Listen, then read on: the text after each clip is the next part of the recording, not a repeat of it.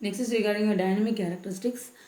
The set of criteria defined for the instrument which are changes rapidly with time. It is called dynamic characteristics. Simple.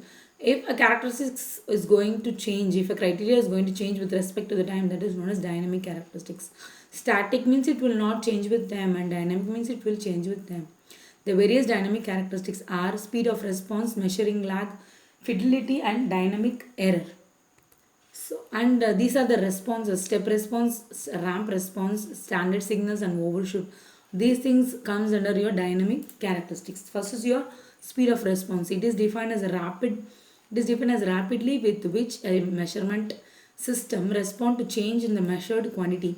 How fast my instrument is taking response and giving the output is known as your speed of response. My instrument has to give is to have a very good speed of response. If not, again my instrument can't be used properly. For precise instrument, again, if you want to take a thermometer, the change in temperature will be immediately shown in your digital thermometer, right? So that is known as your speed of response. Next is your measuring lag. It is a retardation or delay in the response of a measuring system to change in the measured value. How much time it is going to take to show my output with delayed. It is a retardation or delay in the response of measuring system to change its measured quantity. How long it is taking. Okay, so that is of two types. One, the measuring lags are of two types: retardation type and the time delay lag. In this case, the response of the measuring system begins immediately after the change in measured quantity has occurred. Retardation type means once after my change, if there is a change in the input, no, immediately it is shown as the output, means it is taken into account immediately. That is known as retardation type. Time delay lag. In this case, the response of the measurement system begins after a dead time, after the application of the input. Okay, so this is regarding your dead time, means it will take some time and then only it will show the output. Okay, after some time only it is going to show my output. That is known as your time delay lag. Next is your fidelity. It is given as degree to which measurement system indicates change in the measure and quantity without dynamic error. If my instrument is showing an output without any dynamic error, that is known as my fidelity. The next is dynamic error. Dynamic error, it is the difference between the true value of the quantity changing with the time and the value indicated by the measuring system if no static error is assumed. It is also called measurement error. Dynamic error in the sense difference between the true value, what value I have to get, and the quantity changing with respect to time. If it is going to be compared, it should be same. If it is not changed same, then a dynamic error has been occurred.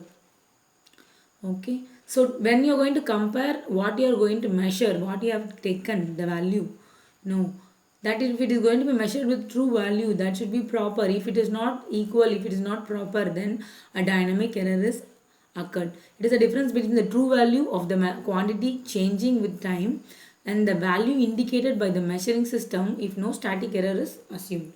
So this is also called as measured error. Next is your step response. These are the input responses, means that these are standard response where it will be changing according with the time. So when the measuring instrument measures the one steady step value to another steady step value, the in between response time between these two values is called step response. If you're going to see a step, this is known as doing your step response. So this is your step. Again another one step will be there, means falling and rising of your signal, that is known as your step response.